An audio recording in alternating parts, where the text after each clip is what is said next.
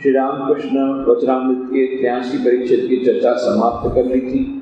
84वें परिच्छेद की चर्चा चल रही है, जबकि रथ यात्रा के दिन बुधवार 25 जून 1884 को श्री रामकृष्ण ईशान के घर नियंत्रित होकर आए हैं ठनठनिया में, और वहाँ पर ईशान के घर कुछ बातें होती है और फिर वहाँ से वे लोग आते हैं। 4 बजे श्री रामकृष्ण गाड़ी पर चढ़े हैं और वहाँ पर से और भी भक्तों के घर जाते हैं। वहाँ पर जाकर के उनके साथ जो बातें होती है पंडित जी के साथ, इन सब की भी हमने चर्चा की। अभी जो बात चल रही है वह है तीर्थाटन के बारे में। पिछले बार हमने बातचीत की तीर्थाटन के बारे में, पंडित जी से जो बात हुई थी।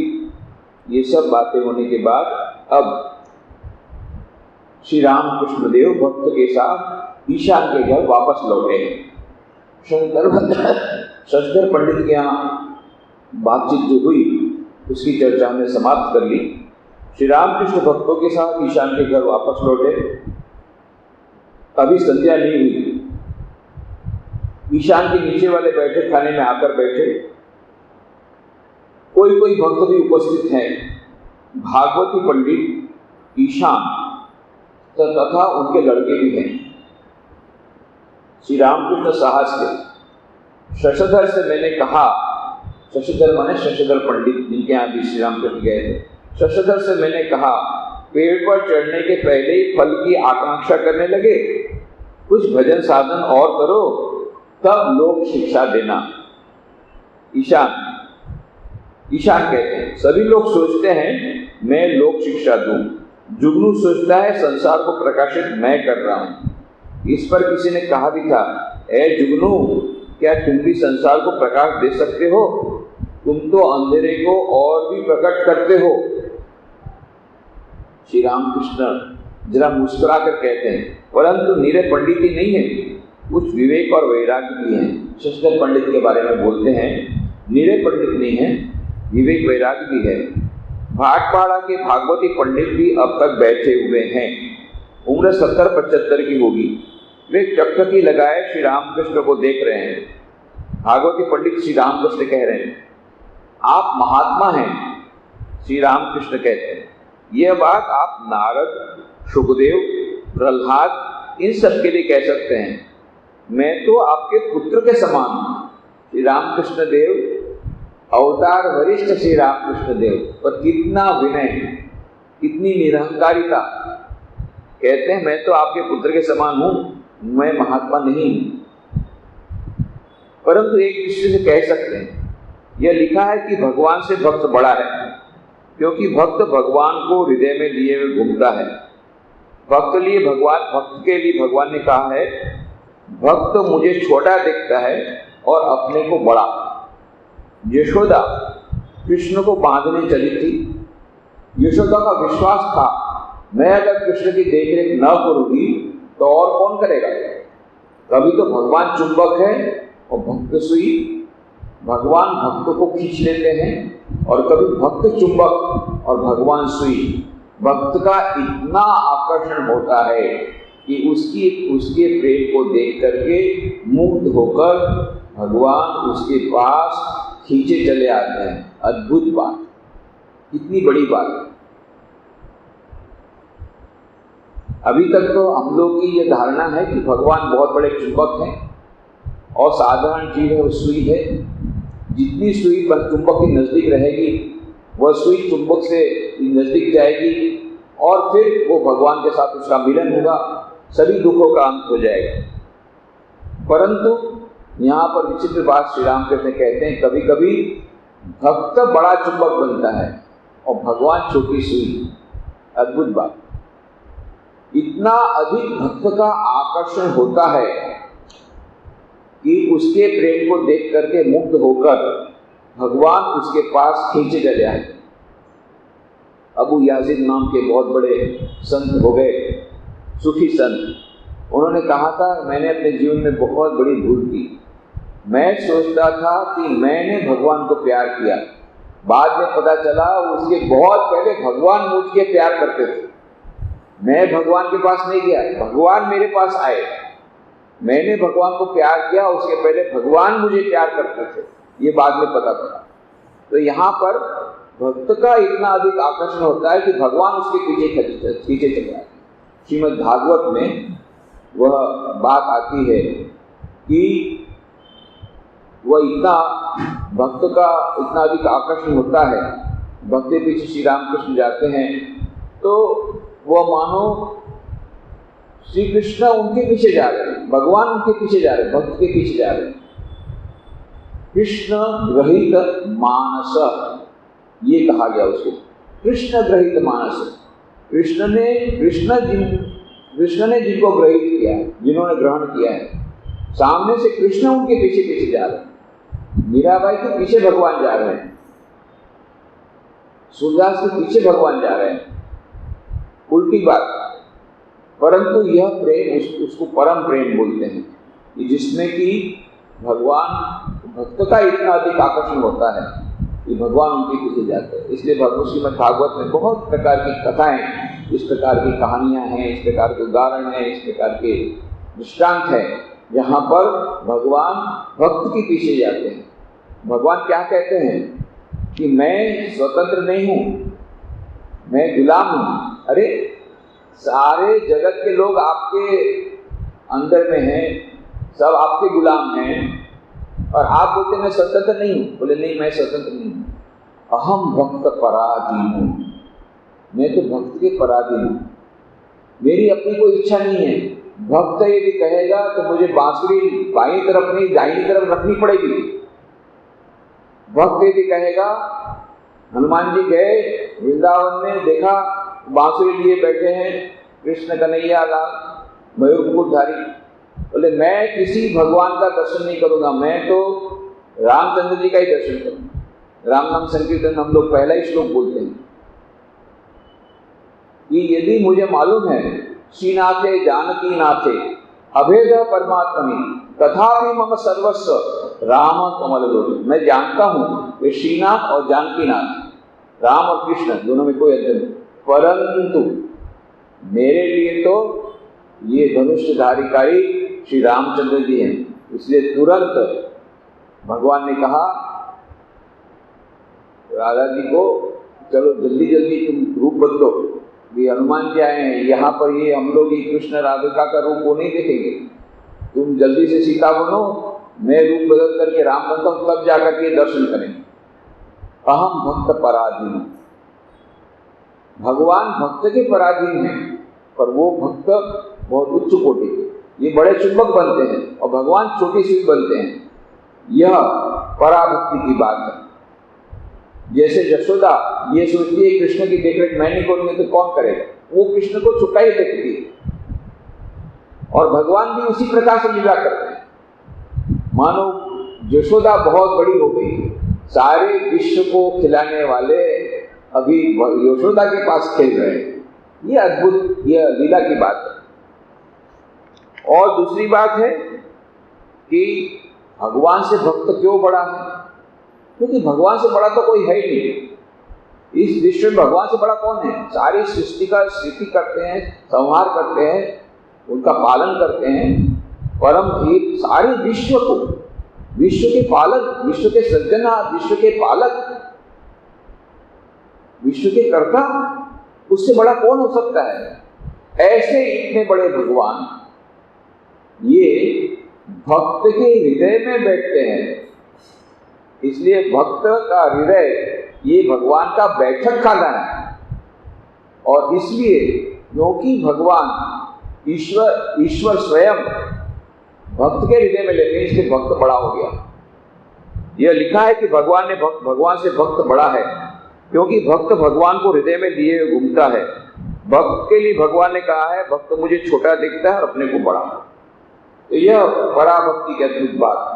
श्री रामकृष्ण दक्षिणेश्वर लौटने वाले हैं, नीचे के बैठक खाने के दक्षिण ओर वाले बरामदे में आकर खड़े हुए हैं। ईशान आदि भक्तगण भी खड़े हैं। बातों ही बातों में श्री रामकृष्ण ईशान को बहुत से उपदेश दे रहे हैं। श्री रामकृष्ण ईशान से कहते हैं, संसार में रहकर जो उन्हें पुकारता है वो वीर भक्त है। भगवान कहते हैं जिसने संसार छोड़ दिया है वह मुझे पुकारेगा ही, मेरी सेवा करेगा। इसमें बड़ाई क्या है? अगर मुझे न पुकारे तो लोग उसे धिक्कारेंगे। और जो संसार में रहकर भी मुझे पुकारता है, 20 मन का पत्थर हटाकर मुझे देखता है, वही धन्य है, वही बहादुर है, वही वीर है। मानो यह ईशान गृहस्थ है, तो गृहस्थ को भी अपने आप को निम्न नहीं समझना चाहिए। गृहस्थ भी एक बहुत बड़ा आदमी है, एक बहुत महान है। और यहाँ तक कि कहा कि सन्यासी से भी महान इसलिए, इस सन्यासी जो उसने संसार का त्याग कर दिया, यदि वो भगवान को नहीं पुकारेगा तो लोग धिक्कारेंगे। परंतु 20 मन का बोझा, संसार का बोझा ढोकर के भी जो भगवान को पुकारता है वह धन्य है। भागवती पंडित कहते हैं, शास्त्रों में तो यही बात है, धर्म व्याध और पतिव्रता की कथा है। तपस्वी ने सोचा था मैंने कौवे और बगुले को भस्म कर डाला है, मेरा स्थान बड़ा ऊंचा है। वो पतिव्रता के घर गया था। पति पर उसकी इतनी भक्ति थी कि वह दिन रात उसी की सेवा किया करती थी। पति के घर आने पर पैर धोने के लिए उसे पानी देती, यहाँ तक कि अपने बालों से उसके पैर पोंछती थी। तपस्वी अतिथि होकर गए थे, भिक्षा मिलने में देर हो रही थी। इस पर चिल्लाकर कह उठे, तुम्हारा भला न होगा।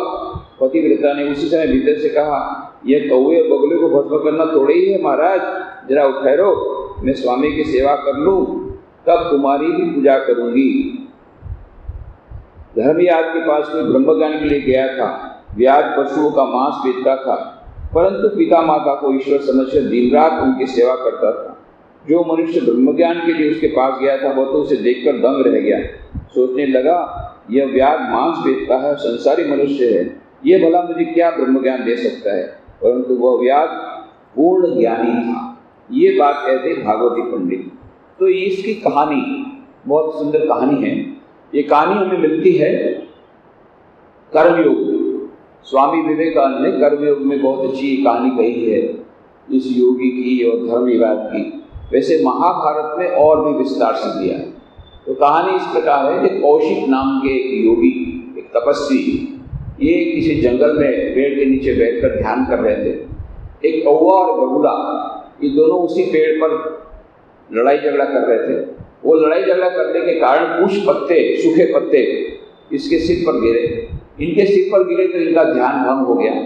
ध्यान भंग हो गया तो उनको बहुत कष्ट हुआ और क्रोधित हुए। क्रोध में उन्होंने ऊपर देखा कि कौन ऐसा कर रहा है। क्रोध से जो देखा तो उनकी आंखों से एक रोशनी निकली, तेज निकला, अग्नि का तेज, और दोनों पक्षी वहीं पर भस्म हो गए, ढेर हो गए। अब ये तपस्वी बहुत प्रसन्न हुआ, अरे मेरे में इतनी योगिक शक्ति आ गई, केवल मैं देखूं और भस्म हो जाए। बहुत खुश हुआ। दोपहर का समय हुआ, भिक्षा के लिए गया पास के गांव में। पास के गांव में जाकर के एक घर के सामने भिक्षाम देही करके खड़ा रहा। तो अंदर से आवाज आई एक्चुअली की, साधु बाबा थोड़ी देर ठहरो, मैं पति की सेवा करके फिर आती हूँ। बड़ा गुस्सा है तपस्वी, मुझे बोलती खड़ा रहे, अभी वहां पर खड़े रहो, प्रतीक्षा करो, मुझे कहती है मैं इतना बड़ा योगी, जानती नहीं। अभी ये मन में उसके भाव आ रहे हैं। तो भीतर से फिर आवाज आई, योगी बाबा इतना गुस्सा मत करो, ये कोई बगुला कौवा थोड़ी है जो गुजर के भस्म हो जाएगा। अरे वहां जंगल में ये घटना घटी और यहाँ इसको पता लग गया। बड़ा आश्चर्य हुआ। जब वो थोड़ी देर बाद बाहर निकली, भिक्षा दिया, माता भिक्षा तो आप लेता हूँ, पहले मेरे प्रश्न का उत्तर दीजिए, आपके पास ऐसी योगिक शक्ति कैसे आई? आपने क्या क्या योग की साधना की? मैं इतने वर्षों से योग साधना कर रहा हूँ पर इस प्रकार से मुझे आज तक ऐसा ज्ञान मिला नहीं। तो आपने कौन सी योगिक साधना की कि वहां जंगल में घटना घटी और आप आज ही घटी और आपको पता लग गया? स्त्री ने कहा, मैं तो मेरे पास कोई योगिक नहीं है, ये अपने आप इस प्रकार की शक्तियाँ आई हैं, मैंने तो उसके लिए कोई साधना नहीं। पर हाँ, मैं कर्तव्यनिष्ठ हूँ, मैं अपने पति की बड़ी सेवा करती हूँ, उसको साक्षात नारायण मान के सेवा करती हूँ। अपनी सास ससुर की सेवा करते हैं, साक्षात नारायण मान करते हैं। मेरे बच्चों की सेवा करती हूँ। जब मैं मायके में थी, मैं अपने माता पिता की सेवा करती थी, अपने छोटे भाइयों की सेवा करती। जो भी काम मुझे दिया जाता था उसे मैं संपूर्ण कर्तव्य निष्ठा पूर्वक करती थी। इसके अलावा मैंने और कोई साधना की नहीं है। इसी से मेरे में ऐसी शक्ति है। परंतु यदि आपको आध्यात्मिक ज्ञान ज़्यादा चाहिए तो उसके बारे में मेरे पास ज़्यादा ज्ञान नहीं है। आप फलाने गांव में जाओ, वहाँ धर्म व्याध है, वो व्याध आपको और अधिक ज्ञान देगा। योगी ने कहा, मुझे व्याध के पास, व्याध मैंने कसाई, मांस के टुकड़े बेचता है, व्याध के पास मुझे ज्ञान के लिए जाना पड़ेगा। बस थोड़ा सा तो अहंकार कम हुआ था। अच्छा चलो जाके देखें। गया उस गांव में अभी घुस ही रहा था तो देखा थोड़ी दूर वहाँ पर एक दुकान पे मोटा, बहुत ही गंदा दिखने वाला मोटा एक कोई कसाई बैठा था और मांस के टुकड़े काट काट के बेच। हाय भगवान, इसके पास मुझे ज्ञान लेने का है।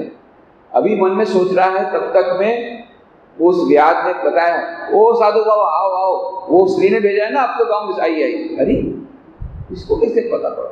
मोबाइल का जमाना नहीं था उस समय कि भाई मोबाइल में इसके SMS कर दिया हो। ये उस समय जमाने की बात है, हजारों वर्ष पहले की बात, महाभारत के समय की ये कहानी। तो फिर गए उधर, साधु बाबा थोड़ी देर ठहरो, मैं अपना दुकान बंद करके घर चलता हूँ, फिर आपसे बात होगी। घर ले गया, घर में अपने बूढ़े माता पिता की पहले सेवा की, उनको खिलाया, अतिथि को खिलाया, अतिथि देवो भव। फिर उसके बाद बोले, अब बोलिए आपकी क्या प्रश्न। तो उस योगी ने, कौशिक मुनि ने इतने सारे आध्यात्म के, साधना के बहुत गूढ़ प्रश्न पूछे। ये सब प्रश्नों का उत्तर उन्होंने दिया।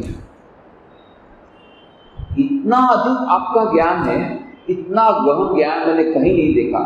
आपका इतना अधिक ज्ञान है, फिर भी आप निकृष्ट काम क्यों कर रहे हैं, ये मुझे समझ में नहीं आता। तब धर्म जानने का बस, कोई काम छोटा नहीं, कोई काम बड़ा नहीं, किस दृष्टि से तुम काम करते हो उस पर आधार रहता है। सभी काम भगवान के हैं, यदि उसको ईश्वर का मान करके करते हो वही कर्मयोग बन जाता है और वही ईश्वर की प्राप्ति करा देता है। कौन सा कार्य कर रहे हो महत्व का नहीं, किस दृष्टि से कर रहे हो यह महत्व का है।